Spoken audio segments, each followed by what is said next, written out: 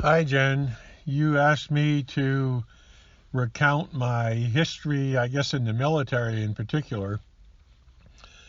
Uh, my service started based on the lottery system.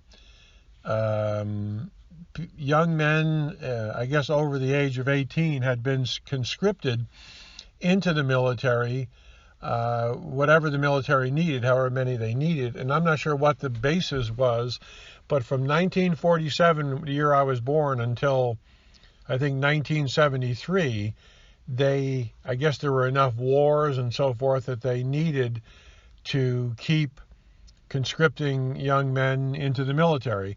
And in December 1969, I was going to graduate from college in 1970. In December 1969, the draft system became a lottery system where they numbered the birthdays from 1 to 365, and then they pulled, I guess, balls or something out of a probably like a big bingo bin or something, to decide on the order, as they needed people in a year, the order in that year that they would choose people with birthdays. My birthday was December 30th, 1947, and I'll never forget, I was in college, and I was in a fraternity. We had a fraternity house, and on the night of the draft, everybody gathered in the great big living room, and everybody was watching TV, and people had drinks and popcorn and snacks and so forth. And I'll never forget, I sat down to watch the lottery, and my birthday got drawn first out of everybody in the fraternity house. I was number 3 in the lottery, so there was no doubt I was going to be drafted for the Vietnam War. So I remember I didn't stay. As numbers were pulled, guys went down to what we called the Tav. It was the tavern down the street. And though I didn't drink, I left rather than watch everybody get their numbers pulled. And some of my fraternity brothers, were like 332 or something. There was no way they were ever going to get drafted. So anyway, it was kind of interesting. So I had been doing my student teaching. I was student teaching math in high school at Monroe Woodbury High School in Harriman, New York, and they offered me a job, and I accepted the job right out of college, so that I would start the fall after I graduated. And I graduated in of course, May of 1970, along with Mom. I had known Mom probably for 2 to 3 years, I guess, before that draft. And we had been going out, obviously. And I didn't make any decisions right away, but I knew I was going to be drafted unless somebody interceded for me. So I went to the job, and I started the job at Monroe Woodbury. And they said, don't worry about it. We will write letters and so forth. And just like when you're in college, you'll get a deferment for being a teacher. But for whatever reason, they stopped doing the deferments for teachers. So although they wrote me letters and so forth, it just didn't matter. I was going to get drafted.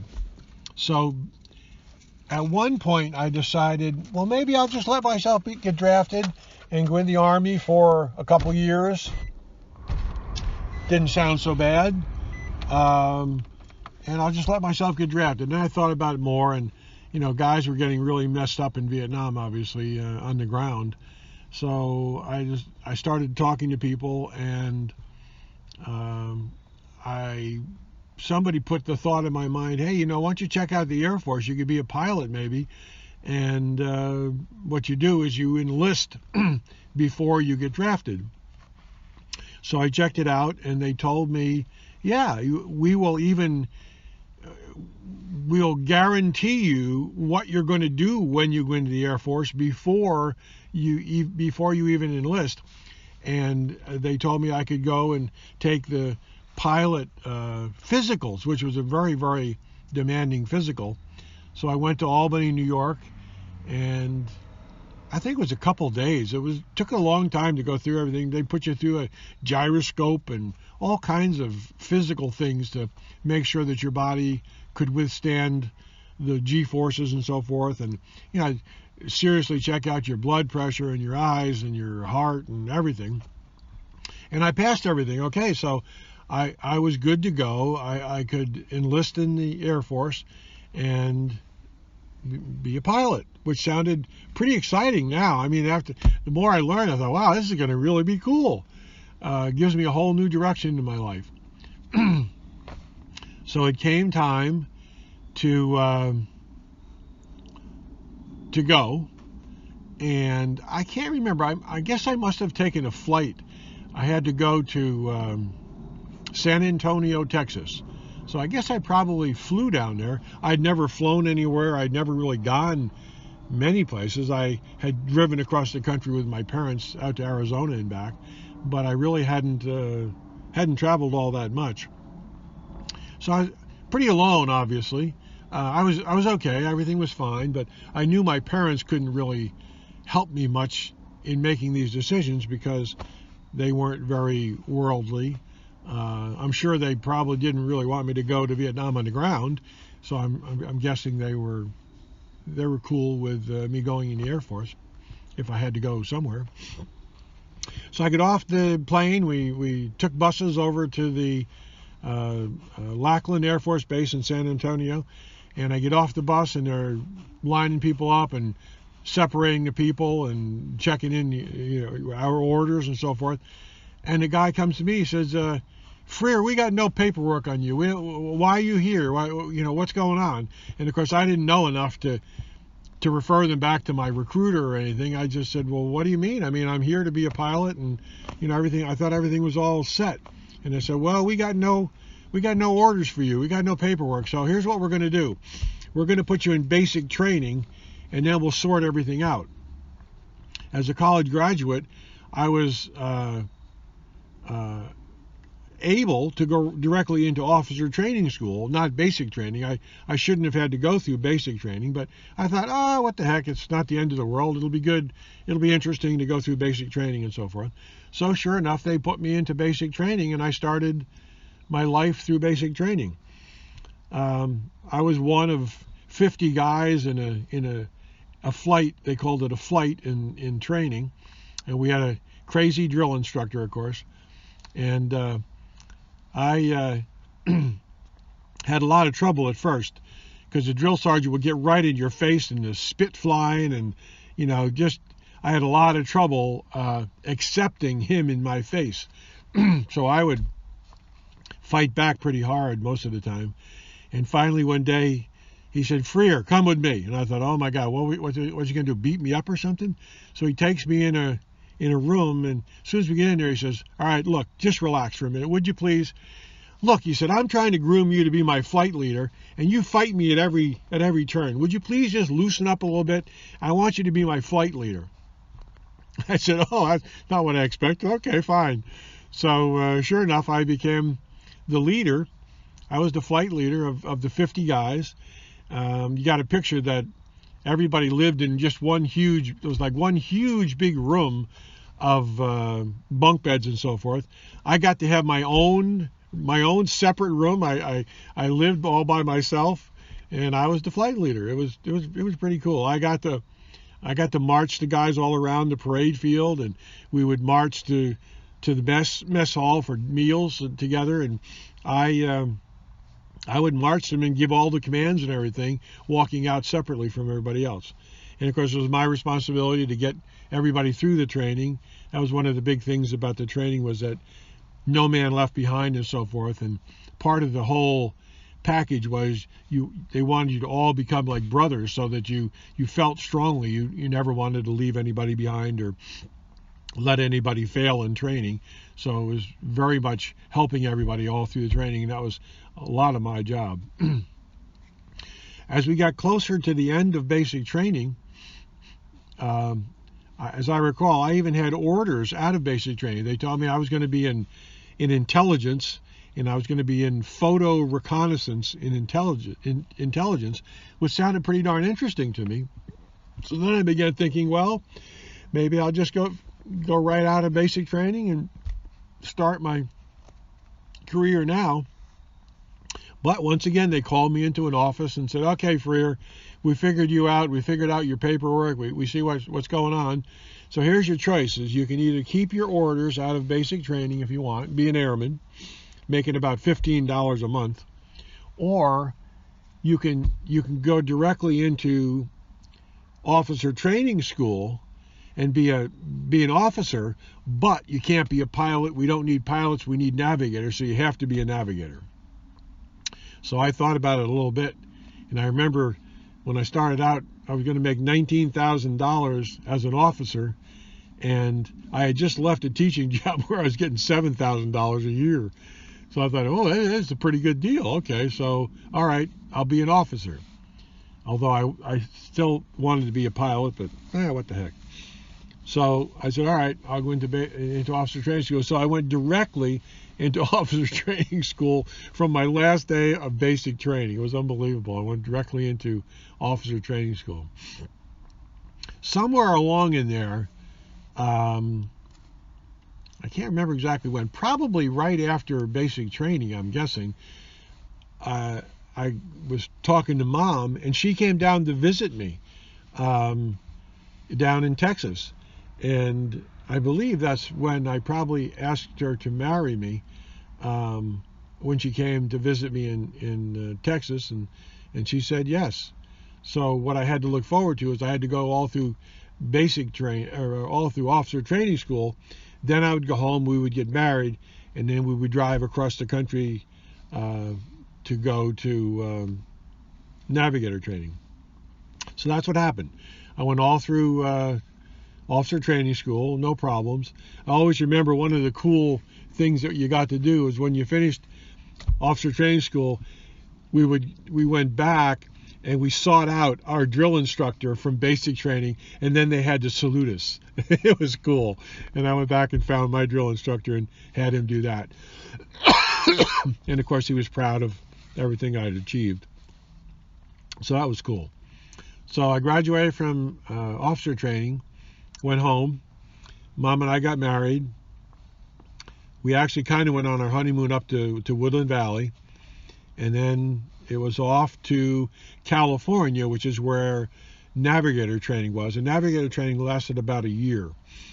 So our real honeymoon was driving across the entire country in a Camaro, a blue Camaro with a vinyl top. It was really a cool car. And we drove all across the country and stopped at the Grand Canyon and all kinds of places. And then we got to navigator training. Navigator training was cool. I took to the military very well. I really liked it. I really enjoyed it. And I worked hard, and I had the highest flight average of all the people in my class in navigator training. So I got to choose any assignment I wanted. I forget how many of there. Say there were 50 of us, there would be 50 assignments, and I was number one, so I got to choose out of all those flight assignments. I could have been an F4 fighter navigator, F11 fighter, bomber, whatever. But of course, talking with Mom, she wanted me to take whatever would be safest, so I agreed, and I took C141, which was a big 4-engine jet cargo plane. We could carry tanks, and we could carry a 18-wheeler, tanks, whatever, trucks, jeeps, crew. We could be configured as a medevac unit, which we did many times coming out of Vietnam to haul wounded guys back to the States. So I went through that training. I finished number one class, got my orders for C141. Next place we went to was, as I recall, land survival school in the state of Washington for a couple weeks, where they throw you out in the woods and you got to survive out in the woods, and that was easy for me. That was fun. Then they sent me to 2 weeks of prisoner of war camp, which was one of the toughest things I've ever done probably in my life. It was so realistic. I'll never forget, one of the punishments was they would put you in a box, lock you in a box. And for me to get my size, for me to get into the box, I had to squat down, hug my knees, and kind of duck walk into this little box. And they would be supporting my back, pushing me into the box, and then they'd close the door in the box. And if you can imagine, I was this crumpled ball in this box. I couldn't move anything. I couldn't. Oh, it was horrendous. You couldn't stretch anything. So you had to practice mind control to keep from going crazy in there. And some guys would flip out and they'd have to take them out of training. And of course they failed training. But I made it through that training. As I recall, I was one of the leaders, as usual, giving everybody a hard time. Then from there, we went to Altus Air Force Base in Oklahoma for a couple of months of specific training in the C141, which is what I wound up flying in. We had a crew of usually 2 pilots, 1 navigator, and 2 loadmasters, and at least 1 engineer, which was another position in the plane. The engineer took care of all the gauges and watching for any problems and so forth. The navigator was responsible for navigating anywhere in the world that the plane had to go. And the pilots basically took off and landed. That's all they needed to do. And the loadmaster was responsible for all the whatever in the back, whether it's whether it was human cargo, we're taking troops somewhere, or whether it was pallets of material for wherever in the world. Sometimes we'd do airdrops, which is really cool. We could open up the back end of the big plane and actually dump stuff out the back on pallets and so forth, and parachutes. It was called CAM, C-A-M, CAM. We would go low level and drop stuff to troops in Vietnam or wherever. It was pretty cool. Then from there we went to Florida, to Homestead Air Force Base, for a couple weeks of sea survival training, where they drop us out in the ocean and had to practice coming down in parachutes and getting in a little raft and getting drugged through the ocean off of a manatee, a troop deployment vessel out in the ocean. It was really pretty cool. And then from there, we went to McGuire Air Force Base, and I started my life in the Air Force, which was really cool. I mean, I really enjoyed it. I played a lot of golf. I kind of got ready to be a golf professional while I was in the Air Force. And it was a worldwide mission. Gosh, I had flights everywhere. Of course, we used to go regularly from McGuire to Elmendorf Air Force Base in Alaska, then on to Yokota Air Force Base in Japan. And we would crew rest each place because it was such a long trip. Then from Japan, we'd usually fly in country into Vietnam or into Laos or Thailand. Beautiful, beautiful area. But we would fly in country. We called it in country, where the war was going on, and then we'd fly back out usually to Clark Air Base in the Philippines. And then from the Philippines, we'd crew rest, and then the next day we'd go on to usually Hickam Air Force Base in Hawaii, or sometimes skip Hickam and go all the way back to Elmendorf in Alaska, back to McGuire. And that would take about a week, that whole route. And we would crew rest at all those places I mentioned. Then other crews, sometimes I used to go to Christchurch and in Australia. I got to go up to Thule, Greenland, Iceland, all over Europe. We used to go into hot spots. We went into Turkey, Incirlik Air Base in Turkey, and the thing to bring back there was great big pistachio nuts. You've never seen such big pistachio nuts. We used to fly into Greece, Italy. I flew into Iran many times. We would stay in Tehran, and we used to eat in the embassy where they actually took the hostages way back when in Tehran. Used to go into Ethiopia, Addis Ababa, Ethiopia. I brought things back from a lot of these places. One of my favorite places to go was Spain. That was a really cool crew rest. England, we went into England. We went into France. We went into Germany. Oh gosh, we went everywhere, all over the world. It was really pretty interesting. And it was my job to find all these places to navigate. And when I was in, it was interesting. At night, we actually used 3-star fixes with a sextant, just like the navigators way back when, like Marco Polo and those guys were going around the world in their ships. They would take 3-star fixes to navigate. We actually did that in 141 until finally we got a computer eventually. And eventually we got INS, which was very delicate equipment. This is before GPS. There was no GPS yet. It was INS, and it kept track of where we were quite accurately, just from accelerometers. But it was really interesting. I really enjoyed it. I really thought that I might stay in and make it my career. I really enjoyed it. I did very well. I thrived. I gave people a hard time. One of the hardest things for me, though, was finding out that most navigators were guys that washed out of pilot training. So that didn't sit very well with me, because many of the pilots would treat you like a second-class citizen, like I wasn't as good as they were because I had washed out. And of course, I straightened them all out that I never washed out of anything. I finished number 1 in my class, so don't give me a hard time. But it really irked me that I guess it's the closest I came to feeling like discriminated against, like a black person maybe feels sometimes. It just automatically, because you're black, you're not as good. And here, because I was a navigator, I automatically wasn't as good as a pilot. Man, that really irked me. So Vietnam ended,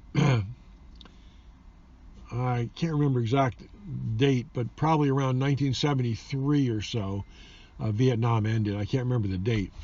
But after the actual conflict ended and we were out of the war, they had a lot of like early out programs in the Air Force, because they were overstaffed with everybody, pilots, navigators, you name it. They had more than they needed. And I still had commitment. You accept a commitment when you actually enlist of 4 to 5 years, and I still had some commitment left. But because Vietnam was over and they didn't need us anymore, they offered all of us a chance to get out whenever we wanted to.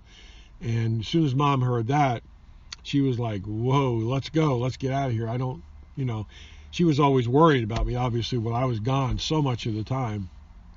And she was always worried about me, of course, and it was just not her life. She just didn't really enjoy it, I guess. So we made the decision to get out. And I'll never forget, after we made the decision, and I turned in my papers, and my squadron commander, Colonel Anderson, called me in his office and said, basically, what's the story, Freer? I can't believe you're going to get out. You're one of my best officers. What the heck? Why are you getting out? And I said, well, my wife, doesn't really like the life and so forth, and I got to listen to her too. And he said, well, is there anything I can do to keep you in? I said, well, to tell you the truth, I've felt like a second-class citizen a lot of the time. I was a navigator, and so many of the pilots just assumed that I was a pilot trainee washout, and that really never sat well with me. I hated that. So he said, really? All right. How about this? I will absolutely guarantee you a slot in pilot training if you'll stay in. And boy, that was really tempting. I remember going back and talking to Mom about it, but she just didn't care. She just wanted me out and gone and put it in our rearview mirror. So that's basically what we did. Then after I got off active duty, of course, we stayed and we bought the house right by McGuire, because they would let you out of your commitment, let you out early because Vietnam was over. However, they still wanted me to fly in the reserves at McGuire, and as I recall, you had to serve like 2 more years for every year you had left or something. I don't know. It didn't really matter, but and that was cool because then I was in the reserves, right at the same base where I had served, so I knew everybody. And as a reserve crew, we would fly, like, I think it was once a quarter maybe. We had to take a long trip, like a week-long trip. And of course, it was a trick to get the time off from your job. But when we would fly, it was exactly, we were an active duty crew again when we would fly. So it was like kind of like the best of both worlds. I still got to fly and do something I really enjoyed and I was really good at, but at the same time I didn't have to travel all the time, and Mom was happy. And of course, you were born when we were in that little house in Jobstown, and I guess that's the story. I was in the reserves for, oh gosh, several years. I don't remember exactly how long. I was in the reserves, I guess, until 1980 something. We lost a couple of flight crews. It was really, really bad. One of our crews flew right into the side of a cliff in La Paz, Bolivia, and another crew, 141, basically landed on a plateau in Spain, and everybody was killed. When I say landed, I mean they made a big mistake and they just went right into the ground on a plateau where they thought they were like a 3,000 feet was high enough, but it wasn't high enough. And then we lost another flight crew that I'll never forget in Mildenhall, England, where they flew into clear air. There was nothing to see, but it was clear air turbulence, and it was so strong, vertical wind shear, that it ripped the wing off the one side of the plane. So I had nightmares about that, thinking about those poor guys. At least if you flew into a cliff right into the side of a mountain, there wasn't a whole lot of time to worry. But in that case, everybody was awake and knew what was going to happen the whole time it took for the plane to fall out of the sky and land into the ground. So it was not without its dangers. Other stories I remember coming out of Vietnam one night, I may have told you, we were coming out of Vietnam and it was my job to find our way, and we were beyond our halfway point, so we didn't have enough fuel to go back. And as we're flying along, I'm looking out on the radar, and we project the radar way out ahead, and like 100-mile range, and we were flying right into thunderstorms. And these thunderstorms went up to like 150,000, 200,000 feet, so there's no way to go over them. And we couldn't go back, so we had to go through them. So it was my job, using the radar, to pick the least terrible places to fly through these storms. And I'm here, so I guess I did a good job. But that was one night I'll never forget. Boy, that was in the pitch dark, lightning. Oh man, it was a wild night. But I got us through, and one more feather in my cap. So I guess that's my story, my military career. I finally got out of the reserves, I guess, in probably around 1982, as I recall. I don't remember the exact date. I was enjoying that pretty much, but it got pretty complicated to balance a regular job and having to leave. You had to get time off and so forth. It was kind of tough. So once I got out, then I got a job immediately as a math teacher in junior high, but I was not enjoying that at all. So I started looking around, started talking to people, and I found a job in the golf business as an assistant professional at the golf farm in Mount Holly. And after a couple of months of being there, our head pro got fired, and there were 3 assistants, and one guy was saying, "I'm going to be the new head pro, blah, blah, blah, blah, blah." And I didn't like that guy at all, and I went into the manager of the course, John Evans at the time. I said, "You don't know me, I don't know you, but if you hire Sam as the head pro, I will have lost all respect for you, and I'm leaving. I'm gone." He said, "Well, you must have got the story wrong. How would you like the job? I want to make you my head professional." And I became the head professional and kind of never looked back, I guess, in the golf business. I was in the golf business for quite a while. So, hope this is kind of what you wanted. I've kind of enjoyed doing it. I think back about the whole chronology and so forth quite a bit, and it's pretty neat. I've had quite an interesting life, so hope you find it interesting too. Love you. Bye.